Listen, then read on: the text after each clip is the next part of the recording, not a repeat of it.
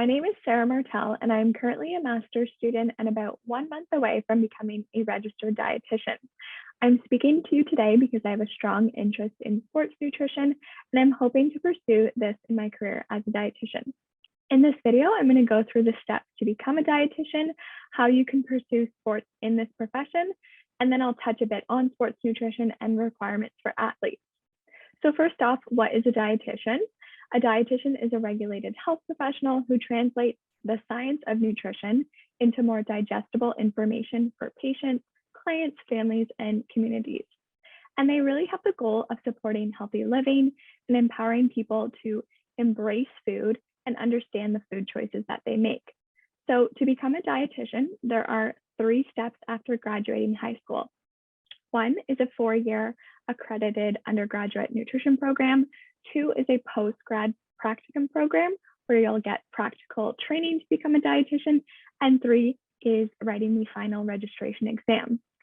So back to step 1, the undergrad program, which is what many of you are starting to think about or even apply to. The accredited nutrition programs in Ontario are offered at Ryerson University College, which is at Western, the University of Guelph, which is the one that I attended, and the University of Ottawa, and this program is in French.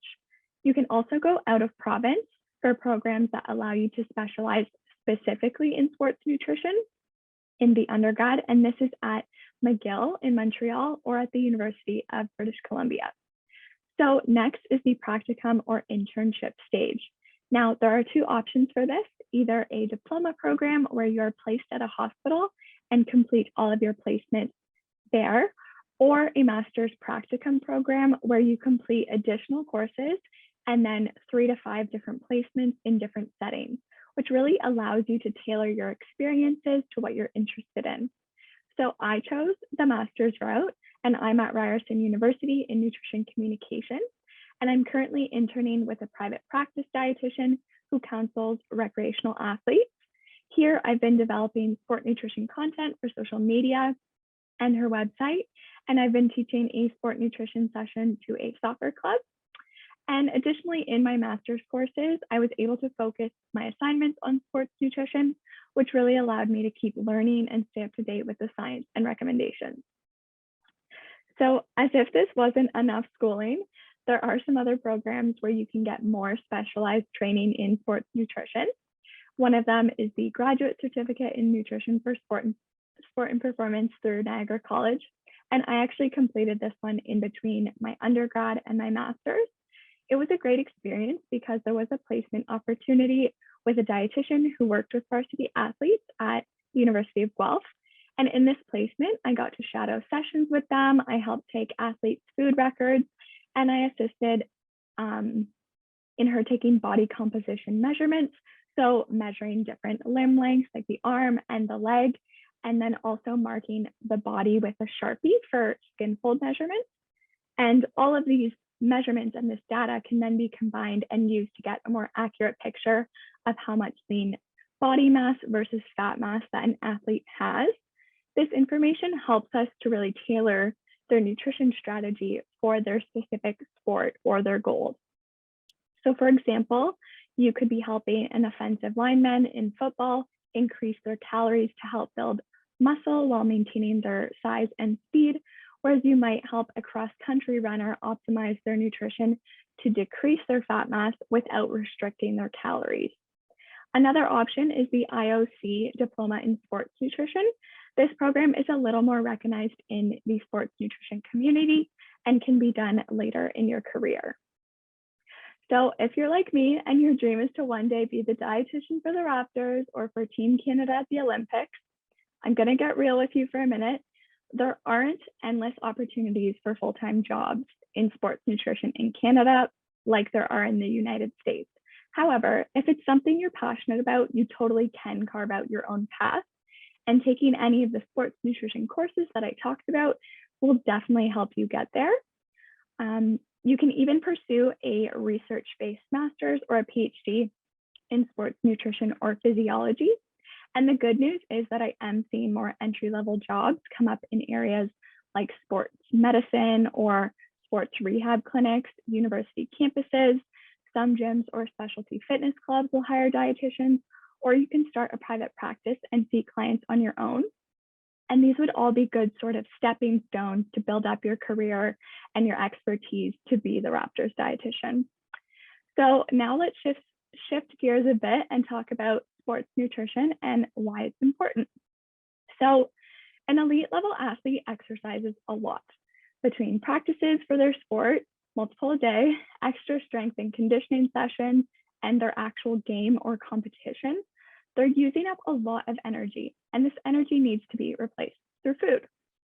So adequate energy or calories helps us to minimize risks of getting injured or getting sick. It helps us to recover from training sessions. It helps us to grow and develop, not just in size or as an athlete, but also as a teenager like you guys are.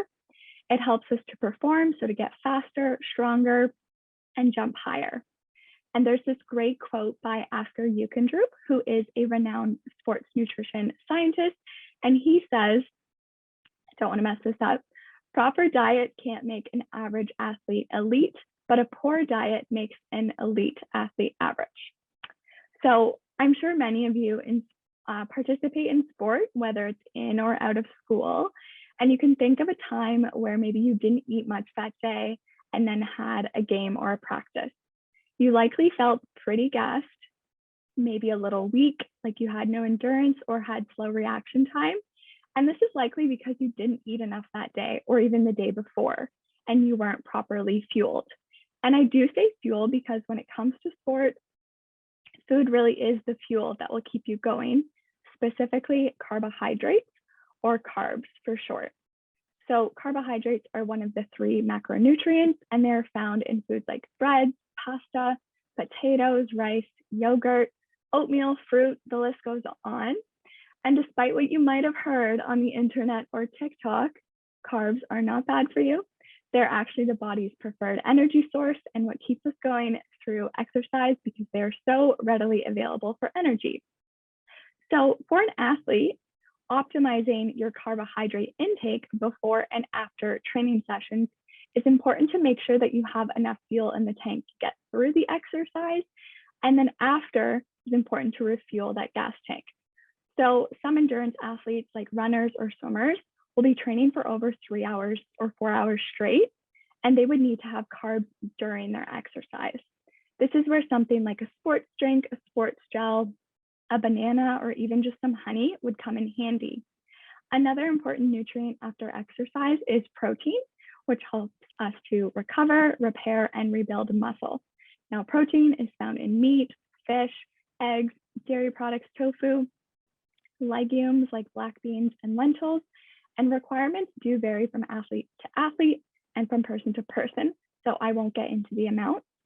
And now, lastly, fat gets a bad rep, but it's crucial as it helps to deliver nutrients to cells.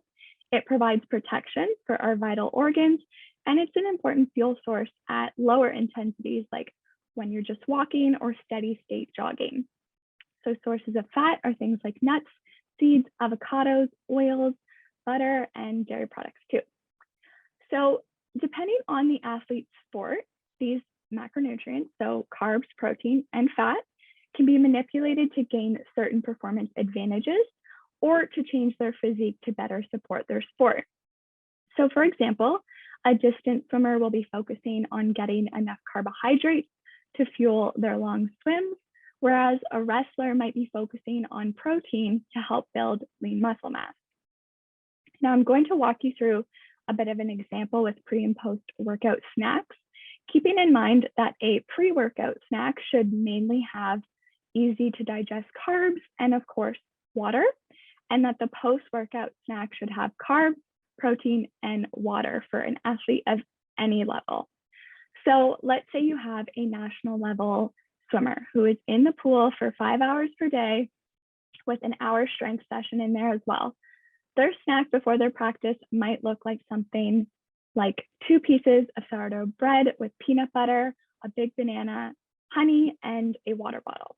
So you've got some quick digesting carbs from the bread, banana, and honey, a little bit of protein and fat from the peanut butter, and of course, water.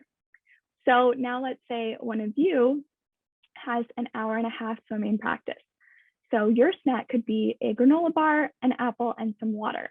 So the same principles still apply here. Your snack is mostly carbs from the oats and the apple, which will give you energy, but you're just having a smaller amount than the elite swimmer.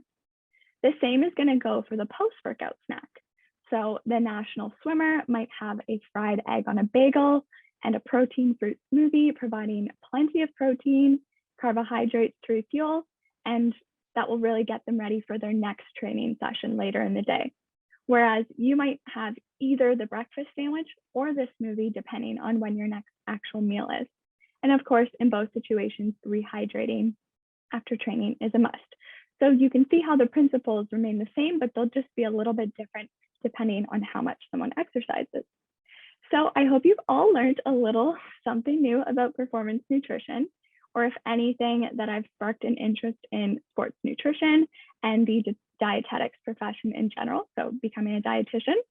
My contact information will be provided by the organizers of the event, and I hope to see some of you at the live Q&A if you have any specific questions for me. Thank you so much.